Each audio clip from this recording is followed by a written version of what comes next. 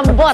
Yeah. Good morning, gimmick na malahatid sa atin ni Monica at Arn mula sa Marilao, Bulacan. Aba, binisita nila isang pagawaan ng malambot at masarap na marshmallows. Naku, gusto-gusto ng mga kids, di ba? Kaya heto na sila. Good morning, Mon and Arn. Hey, guys. I love the hair. Good morning. Good morning din sa ating mga kapuso. Nako, mas pasasarapin at patatamisin nga natin ang umaga nating mga kapuso. Dahil ngayon nga pumunta tayo dito sa Marilao, Bulacan para silipin ang isang pagawaan ng marshmallows. Naku, paborito natin yan. Miss Lynn, alam ko paborito mo nito dahil matamis. Anyway, dahil nga marami may paborito sa marshmallow. Pero ang tanong, alam niyo po ba kung paano talaga ito ginagawa? So, today, aalamin po natin kung paano nga ba ginagawa mga marshmallows. So, umpisahan na natin doon sa kanilang unang process. So, ito po yung tinatawag nila na mixing process. So, dito po sa mixing process, obviously, pinagsasama-sama yung mga ingredients ng ating marshmallows at nilalagay dito sa malabilog na lalagyan na ito. So, nandiyan syempre asukal. Number 1 yan, bilang yan ang main ingredient ng marshmallows. Cornstarch, tubig, at saka yung gelatin. Pagkatapos, papamix lang nila dito nga sa kanilang malaking mixer. And sabi nila, kailangan din parang medyo iniinitan din para maluto na mabuti yung ating mga raw ingredients. About 20 minutes lang, okay na po yan. Pagkatapos dito sa ating mixing process, dadali na po ito sa susunod na tank. Ito po yung tinatawag nila na syrup tank. Dito naman sa syrup tank, mga kapuso, nilalagay na rin yung mga flavorings ng ating mga marshmallows. Kasi di ba minsan may vanilla, may chocolate. Ayan, dito po nila nilalagay yung mismo flavors ng ating mga marshmallows. At pagkatapos, ito na rin yung parang cooling section ng ating mga mixture. Bilang kanina nga, medyo niluto at nainitan po yan. So, about 15 minutes lang, okay na siya. Tapos, ilalagay na siya doon sa ating susunod na process. Okay? Yung susunod po ng mga proseso, nandito po yan sa susunod na room. Okay? Now, yung mga mixture po natin na nanggaling doon sa mga syrup tanks, dadalhin po yon doon sa mga nakikita nyo po mga tubo doon. Doon sa mga tubong yon, doon po naman nilalagay yung mga colors ng ating marshmallows. Kasi doon sa coloring tanks nga na yan, di ba iba-iba ang kulay ng mga marshmallows na kung gaano kadami ang kulay ng marshmallows, ganoon din po kadami ang ilalagay ng mga kulay doon sa mga tanks na yan.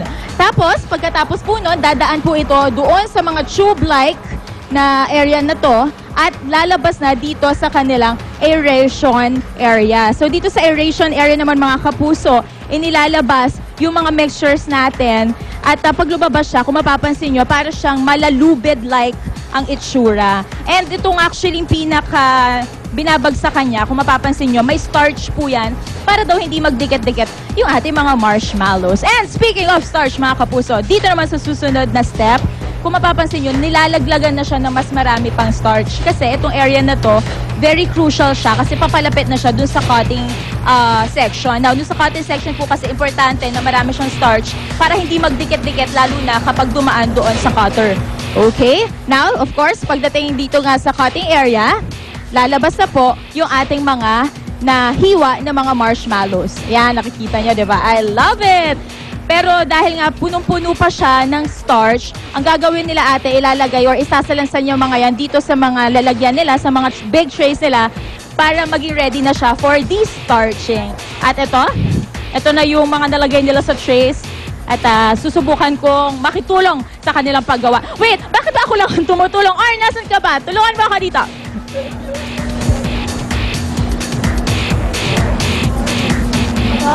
Okay na. Yes, Mon. Nandito ka pala. Yes, Mon. Anong ginagawa mo dyan? Yes, andito ako ngayon sa aging. Dito dinadaan ng 3 hours ang marshmallow bago dalhin sa packaging section. At pagdating naman sa packaging section, ang marshmallow, idadaan to sa machine at titimbangin ito at ilalagay sa plastic. Tapos, dadaan sa metal detectors. At syempre, pagkatapos yan, Arn, ready na siyang ilagay sa mga boxes, ilalagay na sa mga markets, at kakainin na natin! Yun yung paborito natin. Ito ang dami, usawa tayo. Correct, kabundok na marshmallows. Anyway, mga kapuso, ito yung Arn, ito yung raw, kumbaga raw marshmallows na pwede natin kainin. Pero alam mo ba? Pwede ito kainin. Babarot na lang to. Actually, tayo yan eh. But anyway, mga kapuso, bukod nga sa, alam mo ba, sa raw marshmallows, marami rin daw ng mga recipes at mga pagkain na pwedeng kainin gamit ang marshmallows. So, pwedeng lagyan ng marshmallows. Yan po ang ating aalamin sa pagbabalik po natin dito sa Marilao, Bulacan. Balik mo tayo sa studio!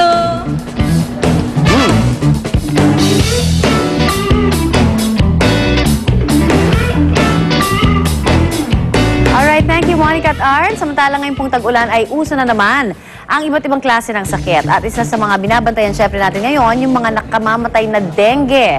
At ang napapabalita pa, epektibo raw na pamatay ng mga lamok na nagdadala ng dengue, ang rock salt o asin.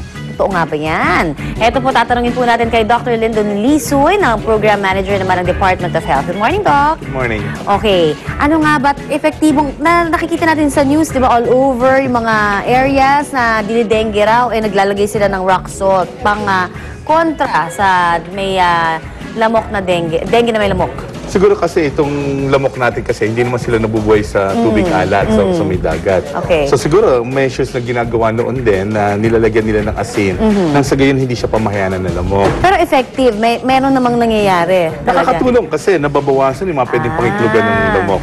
So definitely okay lang maglagay ng rock salt. Walang magiging epekto naman sa katawan eh. Oo. So okay lang yun. Kung may konting budget, di ba, doon na lang ilagay kaysa sa ospital. Pero siguro kung practical purposes din, hindi natin maano kasi. Linisan na lang, nakakatulong. Ano pa rin natin talaga yung mga containers na Yes, pwede oo. nitubig. Ano ho yung mga, may palibago ba tayong pangontra ng mga lamok na? Ito kasi parang alam ko ito yung medyo hindi naman siya bago, pero nakakatulong din, ano? Pagka halimbawa nakikita mo lumilipad-lipad at nakakairita yung lamok. Nakakatulong to. Inahabol nila yung mga lamok, pinapatay na rin. Pampabawas din ang populasyon ng lamok. Yes, oo. Ito siguro, ganun din ang epekto nito. Na-attract naman sila dun sa violet na light, ano? Tapos pag dumikit, namamatay matay. sila. Oo. Tapos dito may manang Siyempre, ito yung mga traditional, yung mga spray, repellent. Spray, tapos madinidikit daw sa damit kasi may Ito yun, citronella yan eh. Amoy citronella nga. So, pwede mong idikit sa loob ng damit, ganyan. Magre-repel siya ng mga lamok naman. Not necessarily naman na siguro na dito sa labas. Kailangan sa loob. Pero kung titignan natin lahat ito, puro short-term ang effect nito. Yes, So, oo. hindi pa rin tina-target yung problema talaga ng lamok. So definitely, ano ho ang mga tips natin? Kailangan natin ulit-ulitin ito, Doc, dahil alam naman natin na hindi pa rin talaga nawawala completely itong problema natin sa dengue. Ano yung mga pinakamagagandang tips na pwede natin mabigay? So, ang una ko talagang matatanggal natin ang mga posibleng pangiklugan ng lamok, yung mga containers, kung malilinis natin at mawawala sa lugar na yon, yung populasyon ng lamok bababa. Yes. So, yung mga pwede mag-transmit ng infection bababa, yung magkakadengue bababa din. So, una talaga dito yung search and destroy na tinatawag namin. Kalinisan talaga sa kapaligiran, ano? Na isama talaga nila. Tapos sa loob bahay, hindi natin nakikita ilalim ng ref, Ayun. yung may tubig oo. doon or yung dish drainer, Oo nga. yung paminggalan, di ba, may tubig din na pumapatak. Oo. So, stagnant ito, hindi rin umaano yung tubig at malinis to, na hugasan na. So, i-check natin kahit every 3 days lang hugasan natin, linisin natin mabuti. Okay, so magandang kung syempre magandang talagang umiwas tayo. Pero balita ko meron din syempre like even sa garden o yung mga garahe, di Yung ba mga lahat? bulaklak. Yung mga bulaklak Yung mga din. bromeliads oo. na pwede mag-ipon ng tubig. Oo. Siguro ang isa pa natin consider dito, Connie, is yung mga bakanting lote. Ayan, Walang isa pa yan. nag-check nun eh. Oh, pero yung fogging ba talagang nakakatulong? Kasi ang balita ko, Dok, once na pa-fogging ka daw sa bahay mo, lilipat lang din sa kapitbahay mo. Di Hindi. parang pinasa mo lang yung problema sa kapitbahay mo. Nakamamatay naman siya. Ang importante lang, ginagawa natin sa tamang paraan. Okay. Halimbawa yung oras ng paggawa, Like, kailan meron ano mo ba yung mga ginagawa. ganyang klase ng tama talaga? Na Kasi ang fogging kasi ang ano nito, purpose nito is may insecticide na ginagamit. Pag tumama yung insecticide sa lamok, namamatay yung lamok. Okay. So kung hindi mo sa tamang oras na ginawa yon, wala kang makita-target na lamok. Oo walang nga naman. mamamatay. So, ano ang right time, Doc, na ang mag-fogging? maraming lamok na nakalabas is pagsikat at bago lumubog ang araw. So, at dawn and at dusk. So, yun ang oras. Pagsikat ng araw, At bago sabayin nyo na lumubog. sa unang hirit, no? At bago lumubog. Yes, kasi yun, Yun. peak biting time. Ibig sabihin nun, maraming lamok na nakalabas, Oo. nangagat. So, marami kang matatarget. Pangalawa, gaano ba siya kadalas gawin? Oo. So, hindi lang siya minsan ginagawa eh. Dapat sa isang buwan, gano'ng kadalas? At least once a week for 4 cycles eh. So, every weekend. Oh, so every week dapat? Di ba magastos yun? Hindi kasi ang tatargetin mo naman, pinatay mo nga yung lamok ngayon, paano naman yung kiti-kiti? Ayun pa pala. So, after a while, magiging lamok sila eh. Oo. So, kailangan talagang bantayan yung mga stagnant water. Unang-una, sabi nyo nga. Pero itong mga ito ay panandali ang solusyon. Makakatulong din Nakakatulong, naman. pero Oo. hindi talaga yung long term na gusto natin mangyari. Okay, Doc, para dun sa mga kababayan po natin na pinipesi pa rin ng dengue sa kanilang mga lugar, ano ho ang ginagawa ngayon ng DOH? Ang Department of Health nag-implement po ng iba-ibang strategy ngayon sa iba-ibang lugar na meron tayong para sa karamihan puro vector control kasi alam natin ang problema isa lamok eh. Right. So nagpo-provide tayo sa mga piling eskwela ng mga insecticide-treated curtains. Nag-ano din tayo ng mga chemical control sa mga lugar I na pwedeng see. pamihan ng lamok. And of course, meron tayong project together with the OST na nag-ano sila ng ovularvae trap nang sa gayong matarget din yung mga lamok na doon sila mangitlog at mabawasan. Alright, so yan po ang ating update ngayon. Maraming salamat kay Dr. Lyndon Lisoy ng DOH. Ang kapaligiran ho ay parte ng ating kalusugan, kaya dapat syempre panatilihing malinis para lahat po tayo ay dengue-free. Samantala, punta naman po tayo ngayon kay Susan. Ayan, sa panahon ngayon kahit umaraw man sa umaga, maganda na tayo sa mga biglaang buhos ng ulan at ang madalas na biktima niyan, lalo na sa mga bahaing lugar, ang ating mga sapatos at tsinelas. Paano nga ba aalagaan at papatuyuin ang mga ito ngayong tag-ulan? Yan po ang ituturo sa atin ng ating panauhin ngayon, si Miss Chris Cuna, siya po yung editor ng Flippish Magazine. Good morning, Miss Hello, Rina. good morning. Yes, hindi naman nabasa sapatos. Ay, hindi naman. Hindi naman umuulan this Hindi naman umuulan. morning. Okay, ito. So, paano ba natin aalaga? Pagka ba tag-ulan, mas madali talagang masira yung mga sapatos o mga boots? Yes, syempre kasi nakakasira talaga ang tubig sa mga sapatos, diba? So, dapat, well, depende rin sa klase ng sapatos.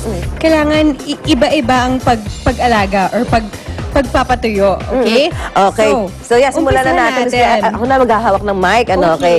So, halimbawa, ito, yung chinelas muna. Actually, yung chinelas, hindi man yata masyadong problemado pag tatagulan, ano? Well, siguro pag tsinelas, ang importante lang, pupunasan muna natin, especially pag nadumihan. Yan lang. So, pupunasan lang natin with a cloth or cloth, isang oo. malinis ang nabasahan pag madumi. Oo. Tsaka ang importante, ang mistake natin kasi, minsan binibilad natin sa araw. Oo. Pero, ang Lumulutong. nangyayari, minsan lumulutong or minsan natutunaw yung rubber. So, Talaga? delikado yon. So, mas okay kung isampay na lang natin, i-hang dry, or patuyuin na lang natin with a cloth. Para That's pala better. siyang chocolate, ano, na pagka, natutunaw. Oo, sayang naman yung sapatos natin, di Oo, ba? medyo mahal pa naman yung mga ganyan. Yes. Okay, ito naman mga sapatos. Ayan. Okay. Pagdating naman sa leather shoes muna. Leather shoes Something yung like this, ginagamit mga pag leather shoes. yung mga nag-uopisina, pumapasok sa school. That's ganyan. right. Itong ginagamit natin.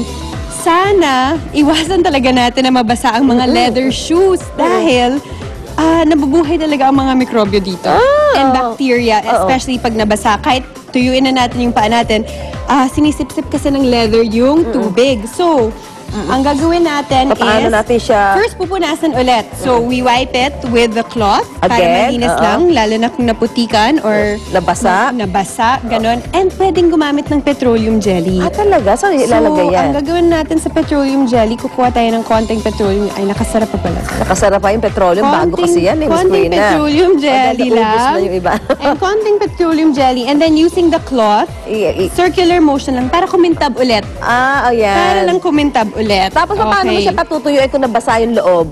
Okay, pag nabasa yung loob, pwede natin lagyan ng newspaper. Newspaper. Oo. Okay. Pasukan na lang natin ng newspaper Para yan. yun ang mag-absorb doon sa Exactly. water inside. Okay, yun ang mga Alright, pagdating naman sa rubber shoes. Ayan, ako. Ang rubber shoes, dahil tela ito, iba rin ang pag-alaga natin pag nabasa siya sa ulan. Okay.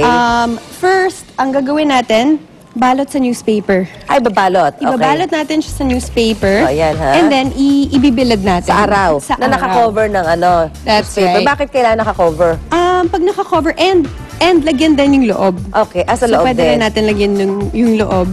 Kasi sinisip-sip niya yung tubig. Okay. Alright? And then lastly, lagyan natin ng konting baking soda Para mawala amoy. para mawala ang amoy. Oo, kaya nagkakaamoy ang paa. That's right. So, ganun lang. Simple lang naman. Iba-ibang ways lang kasi ang pag-alaga sa mga shoes natin. Okay, maraming salamat, Miss Karina Alright. Cuna. Yan. Kaya mga kapuso, sundin nyo lang mga tips ni Miss Karina at tiyak ang inyong mga sapatos shiny and durable pa rin kahit na tag-ulan.